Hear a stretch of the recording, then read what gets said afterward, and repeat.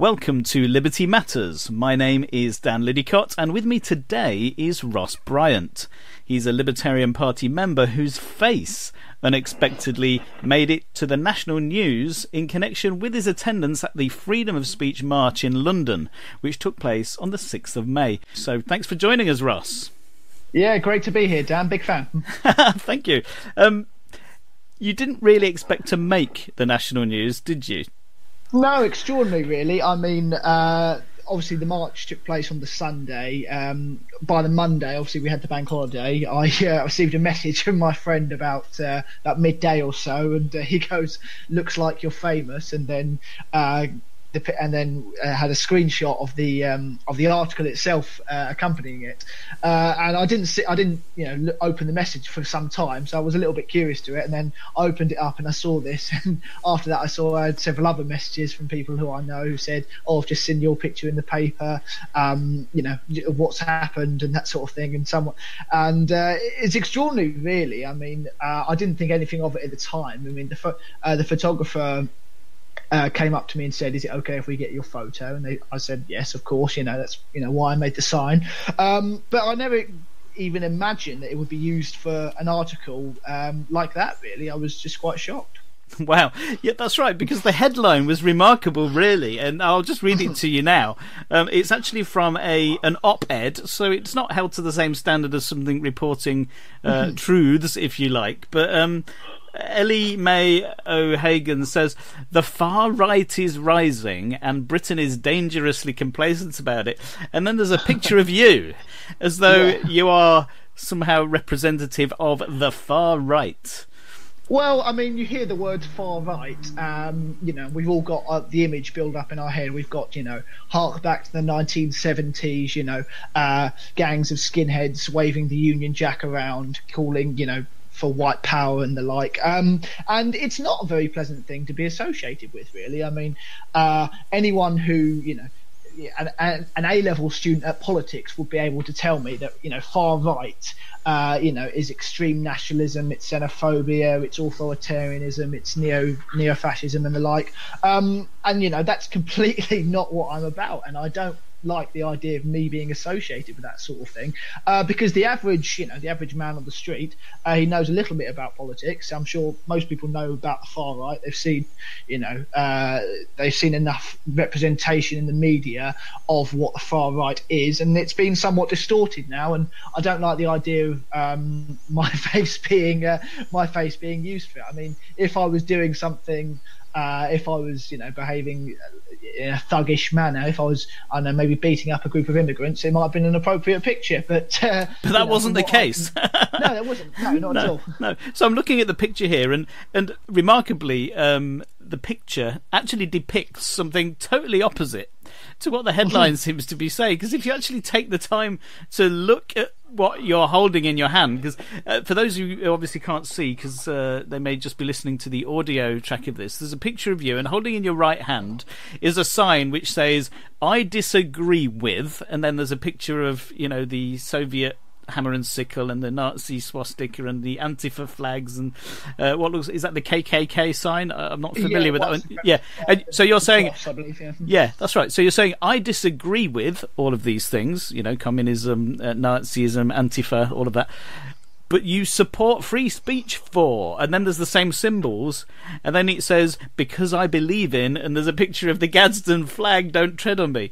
which, just take 5 minutes to look at it, not even that, and you realise what you're saying is, I don't agree with these guys, but I do think they should have free speech because I'm a libertarian.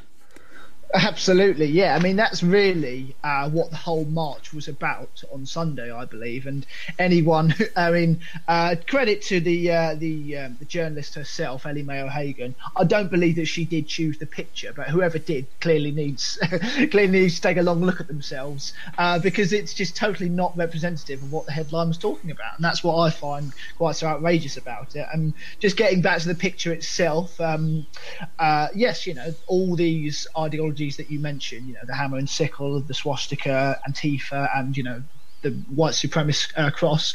I'm sure you agree with me as well, Dan. They're all abhorrent belief systems. All these belief systems listed have caused the deaths of millions of people throughout the 20th century and continue to create misery to this day.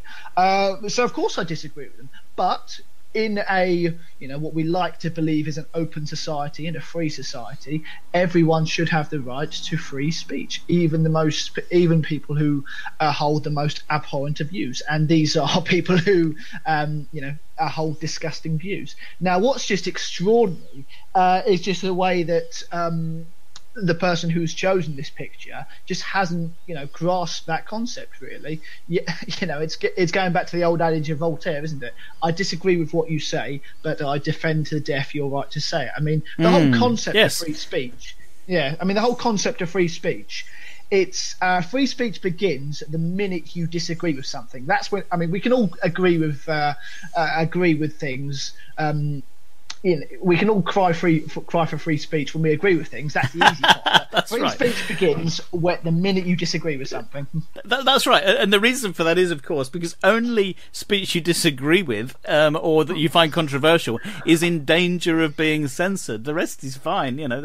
That's within the bounds of acceptability wherever you happen to draw your particular Overton window. But it's people who want to stand outside of that. Well, yeah, they're the ones who need their rights defending. Absolutely, and inevitably it is controversial people. Inevitably, it's like the good Dr. Ron Paul said. Paraphrasing slightly, he goes, "We don't have freedom of speech, so we can talk about the weather. We have freedom of speech and expression, so that we can say and do controversial things." And that's entirely what it is for. Really, it's for those people on the fringes of society who are going to push the boundaries. Yes. That's why the very notion of free speech is so important. I mean, we go back to the Enlightenment and something like hypothesizing that the Earth isn't the center of the world. That would be thought to have been pushing the boundaries of free speech, really. And many people suffered under that. So yes, they did. You take Galileo himself. Was trying to make that point, but because of the prevailing groupthink at the time, he was outside the Overton window. Now, if you tried to say the opposite, you'd find yourself outside. But and he was punished for that. We know now that he was absolutely correct in what he was trying to say. Absolutely, yeah. And so many things throughout history. We've seen so many cases throughout history where that has been where the prevailing of free speech has given a new enlightenment, and enlightened society. That's right. If we consider, I don't know, maybe the LGBT community, for a very long time, they were, for most of human history, in fact, they've been an oppressed people. It's only recently, since since our enlightened values, since our newfound commitment to free speech and freedom of expression, have the LGBT community been able to come out from the shadows and been able to live who they are, which is, the right thing to do. And always along with the sort of curtailing of free speech follows other kinds of persecution, if you see what I mean. Take for instance the overreaching of Antifa with their punch a Nazi. All right. Now, I'm not a Nazi, and I really have no time for their ideology. But should I go around punching them? And if I agree with that, who's going to come round and punch me next? Because I happen to be on their list of ideologies that they don't like. You know what I mean? Absolutely. I mean, it was Heinrich Heine who said, where books are burned, people will surely follow. And I think the case of Antifa you bring up there is an important one, because obviously, Nazism and fascism has scarred this country, indefinitely. It's left its mark on this country, and we are rightfully cautious and try to call it out where we see it. It's the misinterpretation, though. It's when Nazism and fascism has been misinterpreted, and when we see it in groups that aren't necessarily fascist or national socialist persuasion, that's when things start to get dangerous. Now, I was under the impression that a civil society was able to debate things and talk them out. I didn't know that we had to resort to physical violence. If you do have to resort to physical violence, I believe you've lost the argument. And what kind of people aren't able to vocalize their dissupport for Nazism, and able to actually take them down as an ideology without having to resort to violence. I don't understand why they can't, talk this through, really. I mean, I understand, that Nazism obviously aggravates a lot of people and makes them very angry, rightfully so. But, coming back to this civil society, we live in a democracy where everyone has the right to be heard, regardless of their opinion. That's right, and from my perspective, that's because I want the right to have my opinion heard. And someone may want to censor me. They may want to censor this podcast, for all I know. They might find it abhorrently, I don't know, freedom-loving and, excessively interested in individual liberty, and wish to silence it. Yeah, we'll be on a list somewhere. Go on. Absolutely, and I think one of the main speakers, Mark Meechan, I believe his name is, or Count Dankula, as we all know him, he made the great point. He was talking directly to Antifa and these other left-leaning groups, where he states, you're opposing the notion of free speech, but should a quote far-right government ever get into power, I mean, the chances of that are highly unlikely. In Britain, we've got quite a proud history of standing up against fascism. But should something like that ever happen, you would be, you as a group of people, you would be the first ones that they come after. And when that time comes, do you think I'm going to stand up for your right to free speech? Absolutely, I am. I disagree with what you say, but I defend to the death your right to say it. Absolutely, and it's the poem, but there was no one left to speak for me, and we have to recognise that if we create a mechanism whereby the state can censor and outlaw, if you like, certain groups of people and their views, all you have to do is have a change of government with a different ideology, and the mechanism is still there. And they point it at someone else and pull the trigger. And everyone, is under threat. To challenge the free speech of one is to challenge the free speech of all, in reality. Absolutely, yeah. I mean, it's extraordinary, this. I see this pattern emerging quite a lot, actually. This, a political group gets into power, does as they please, and then as soon as they're voted out of power, they're then suddenly worried about what might happen. I think the best example of this in modern terms, I think, would be the modern American left. I mean, they spent 8 years turning a blind eye to handing over executive power to Obama. That's right. Yes. Now they dislike who is president now. They're suddenly worried about all the executive power. Well, where was your concern when you were signing over endless executive power when it happened to be your guy in the office? I think we need to be consistent on this. If we want to, as libertarians, we are concerned with constraining the power of government. We need to make sure this is done regardless of whether it is, quote, our guy or their guy in power. That's absolutely 100% correct. But of course, in the US, they've done it to each other, because you can see executive orders being used, all the way back through several decades. And by failing to stand up and say, no, that's not your job, they've made a rod for their own back. Both sides have, and now you have what some people think is a highly unusual character with all of this power, and this is how it happens. Absolutely extraordinary. Yeah, I mean, you never think it would come back to bite you in the backside, but in the end, it does. But I mean, America is blessed in its constitution. I think most libertarians would agree. Its foundational documents are perhaps, the greatest ever written. Completely agree with you. Yes. Yeah, absolutely. So America is lucky in the guarantees it has for freedom of speech, and if we're not careful, I don't think it's imminent, but if we're not careful, we may see ourselves in this country. The pattern is emerging at the moment of a decrease in free speech, really. And of course, it will start with things that we find unpleasant. It will start with maybe dark comedy. It will start with political opinions that we are abhorrent. But if, as you say, if you take those things away, what's to stop them moving onwards and moving, into a more centrist position? Absolutely, and that is precisely what will happen. And because government never seems to find a way of shrinking itself, does it? No, well, I mean, governments are a little bit like babies. They're, constantly need feeding at one end, constant mess at the other, and they only ever get bigger. That's excellent. I have heard that before, but I've forgotten it. So thank you for reminding me. Coming on to that libertarianism then, because we see that as libertarians, the answer then to all of this is to simply reduce the size of the state and allow people more individual freedom.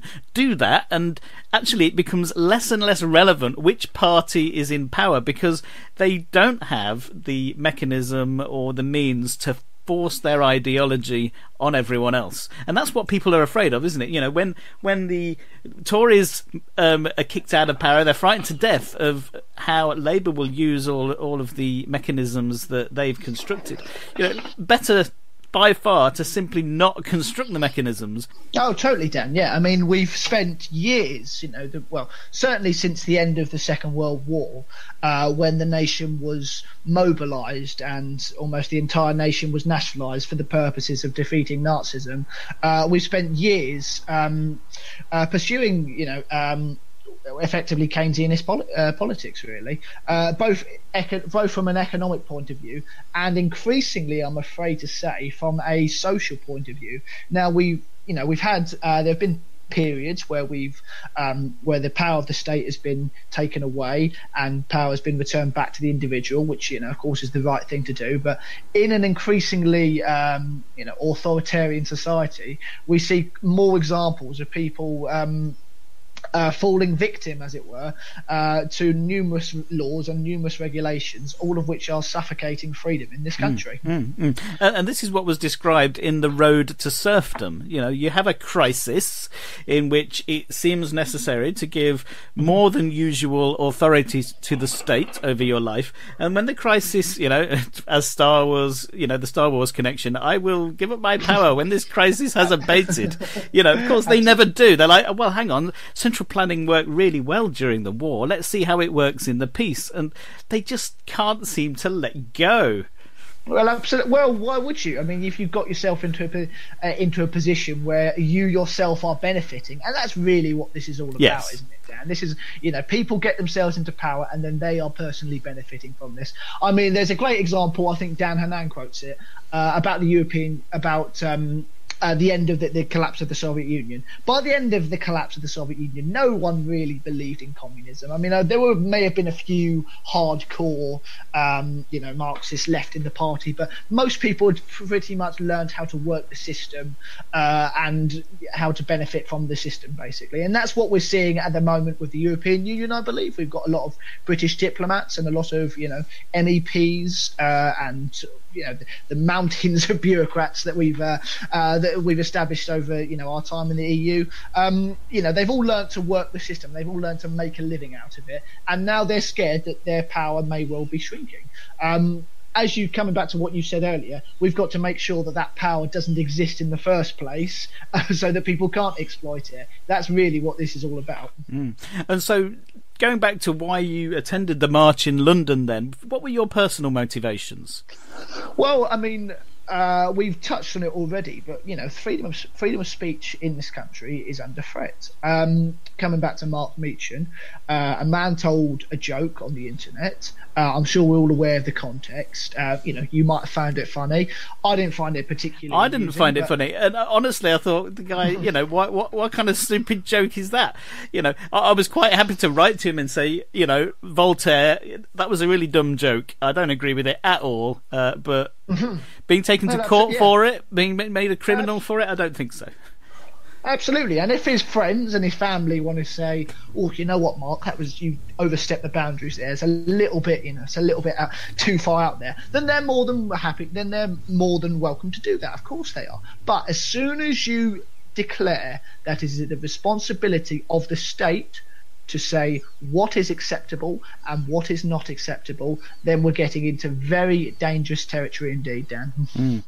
So I really want to look at how, going back to that headline, the far right, tell us about who you saw at the march. Was there any sense at all that this was some kind of, right-wing extremist event?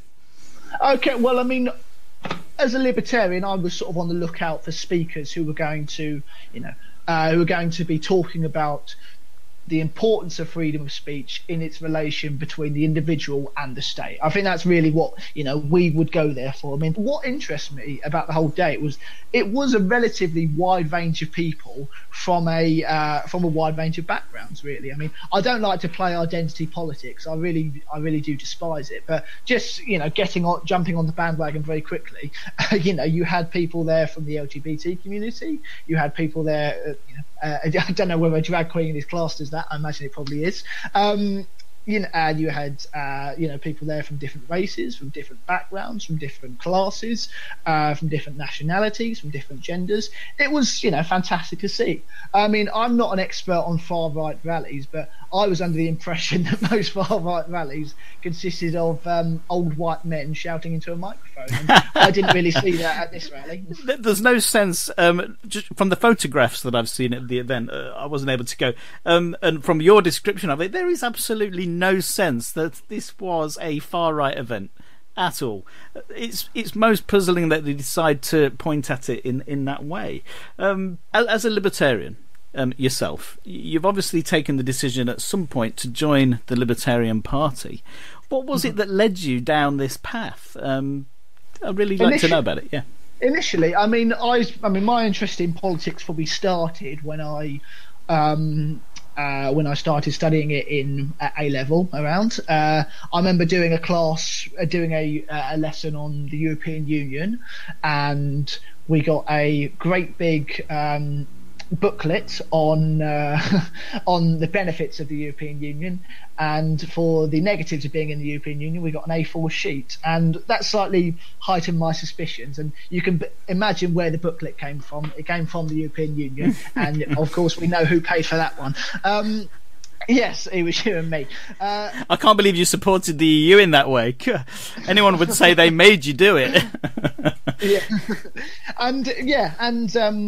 Well, I got to thinking, okay, well, what about the other side of the argument? What about, the anti-European Union side? What have they got to offer? What is this whole, Brexit didn't even exist as a term then, so what is this whole, Euroscepticism, as it were? Oh no, they made a tactical error. They even planted the opportunity for you to think about it. They should have just said nothing. Absolutely, yeah. They showed me the light, as it were, inadvertently. I got into UKIP. I went to a few meetings. I spoke to some people. I did a little bit of canvassing. UKIP had some success in local elections. It had some success at European elections, and it achieved what it set out to do.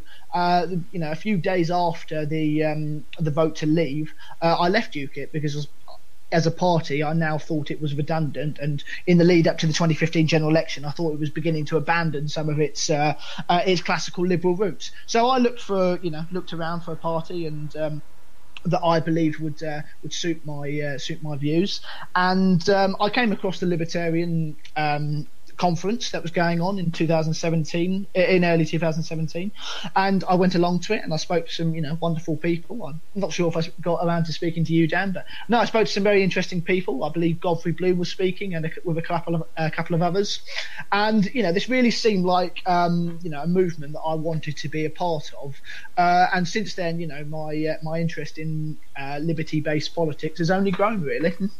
So you seem to know a little bit about history from what you're saying as well. Are there any historical sources or writers that particularly influenced you? Mm-hmm. Yeah, I mean, my my undergrad degree is in history, so I've always been interested in history. I've done a fair bit. There's quite a few. I believe J.S. Mill was on the reading list when I was at university, so that kind of really ignited it. Thomas Sowell, he really got my interest in the economic side of the libertarian argument. I was always rather keen on this, the social aspect, but the economics I was still, somewhat hazy with. I was like, really? Can the free market really do all of this? And then after reading Soul, I got hooked on, Walter Williams, and then I got onto, Milton Friedman, and then I got onto Rothbard, and it's a little bit like a drug, really. You keep moving on to the harder stuff, really, until we're all the narco Rothbardians. But, So I have to ask, did Ron Paul feature in that at all? Because he does seem to feature for a lot of people. I mean, just as a character. He just seems like such a genuine person. And just to be an advocate and be a hardworking, dedicated, I don't like to use the word politician, but I suppose a congressman, I'll call him. Just to be as dedicated a congressman as he's been, and as principled as he's been over the past 40 years, or however long he's been in office. Obviously, he's not anymore. There is a man who has never once changed his principles. Bar the death penalty, but essentially has never changed his principles on social issues or on economics. He has consistently voted for the Constitution, and it got me thinking. Okay, so what are these principles? And I then began to watch some videos of him and his son.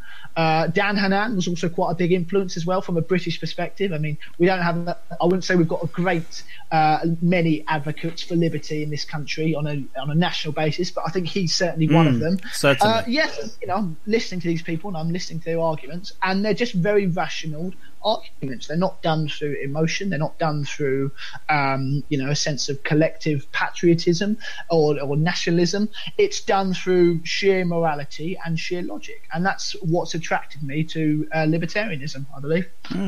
Yeah, and I don't think you're alone in that. Certainly Dan Hannan is one of my favourite. Rees-Mogg is popping his head up above the parapet a lot more. Absolutely, unfortunately, they are both Tories, and they're probably going to be party line followers to a certain degree, which is unfortunate. It would be wonderful if they would come out a little bit more and actually admit that deep down they are libertarians and not Tories. But I think that.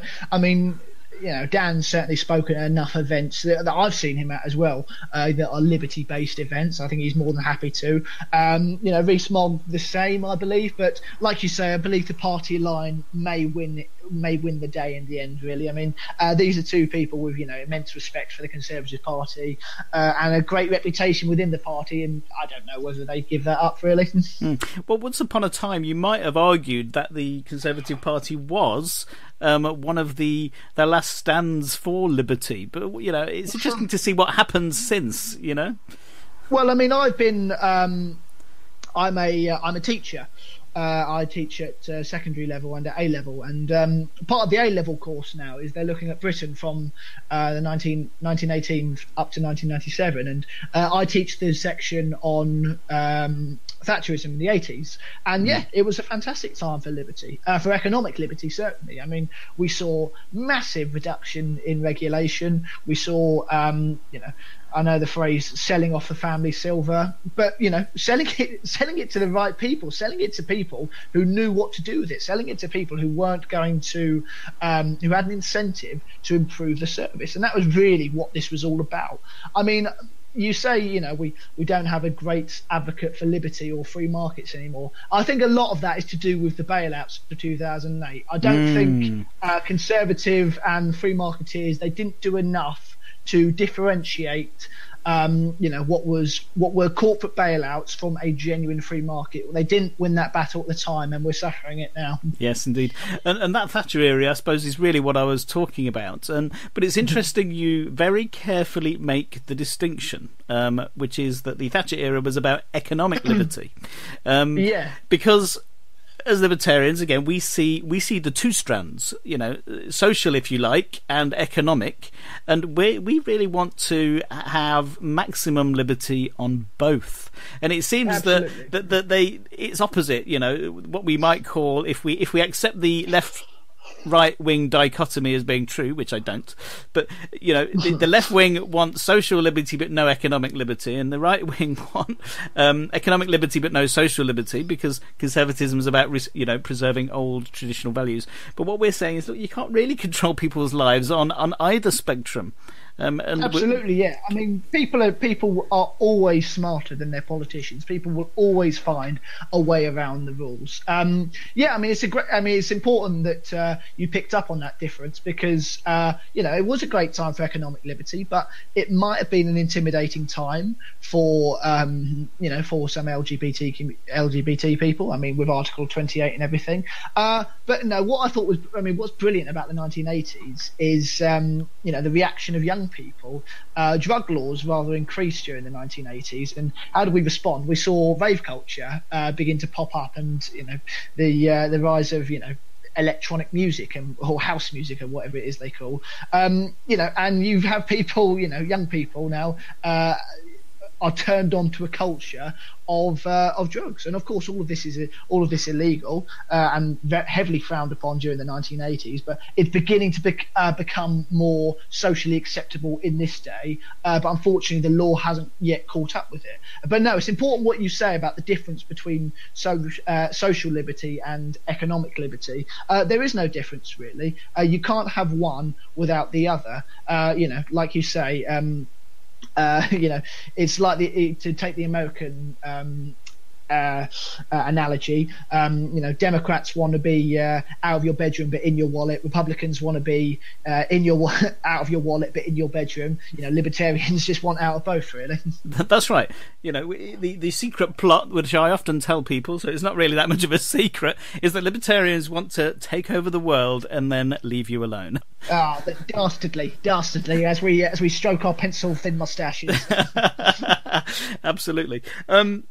Now, of course, the drug culture area that you bring up is going to be controversial for a lot of people, and you're free to talk about it. I wonder if it can ever truly be tackled. We have examples of places, for instance, like Portugal, because many people think that the drug war has basically been lost. All right, if you wanted to prevent it, it's too late. And so what they've done in Portugal is take an approach where they treat it as a medical condition rather than a crime. I don't know if you have any thoughts about how this can possibly be managed going forward in the right way. Yeah, absolutely. I think Portugal is a great example. They've taken what is a socio-medical problem and treated it as such. In this country, we take what is a socio-medical problem and treat it as a matter of criminality, and I don't believe that's the way to go about it. I think America is a better example of a failed war on drugs. I mean, they spent something like $1 trillion since 1970 fighting this failed war. Just coming back to this country, now we have such a culture of Class A drug use. I think the idea of prohibition really is just redundant now. It's remarkably easy to get a hold of these drugs. So I think we should look to Portugal. I believe we should look to towards decriminalisation. Really, I saw an interesting tweet from from the Medical Association. An interesting article even saying that we should decriminalise and start taxing immediately. Well, my problem with that as a libertarian, great on the first instance, but if you tax it, then you're going to set up a black market, and people are going to go back to the black market for their drugs. And often it's the black market aspect that causes much of the difficulty, because there is clearly demand. Now, I'm not a drug user. I don't approve of drugs. I think they're harmful. I think you're going to enslave yourself to an addiction, possibly, and that's not liberty either. But the problem with treating it the way that it is being treated is that you create that black market, because and then that funds criminal influences, doesn't it? It funds criminal gangs and terrorism sometimes, and so you're really starting to wonder, why not do the obvious thing? It's too late. Let's focus on using education if we want to protect people from the harmful effects of drugs. Those who want to ignore you will, and that's always going to be the case. But why create this pocket of earnings? Why create the black market in the first place, which criminal elements can take hold of? Absolutely, and London is your example at the moment. I mean, we're seeing a crime wave in London of knife crime and gun crime increase. Tragically, I think it's 75 people have been murdered this year alone in gang-related crime. Tragic, absolutely tragic. Yeah, absolutely, and it's all fueled through drug money. It's all much of this is a dispute over turf. And it's creating a drug war on our streets. It's creating a drug war between gangs, and it's creating a drug war between the individual and the state. And the state is losing, and because it will always lose, because you can't police people's behaviour. This is the fundamental, principle. If consenting adults want to put something in their body, they will find a way to do this, illegal or legal.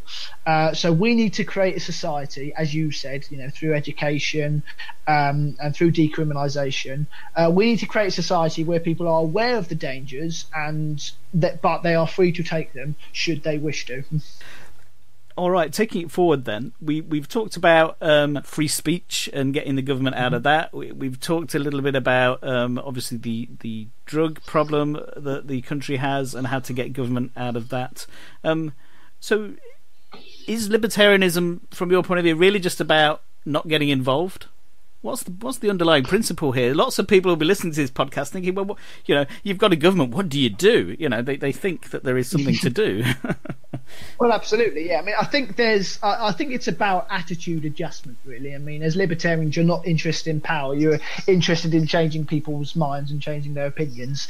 And it's about winning these arguments, and it's about when people are having these arguments, we pick the right side and we pick allies. There are people across, I don't want to dwell on the drugs issue for too long, but there are people across the political spectrum who support decriminalisation.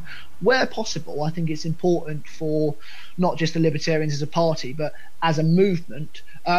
We should seek to get support with these people and say, look, we don't agree on everything, but we do agree on this. Let's make a difference. Let's create this more liberal society. And the same goes for economics. There's a lot of there's some conservatives, I'll say, who are concerned about our rates of spending.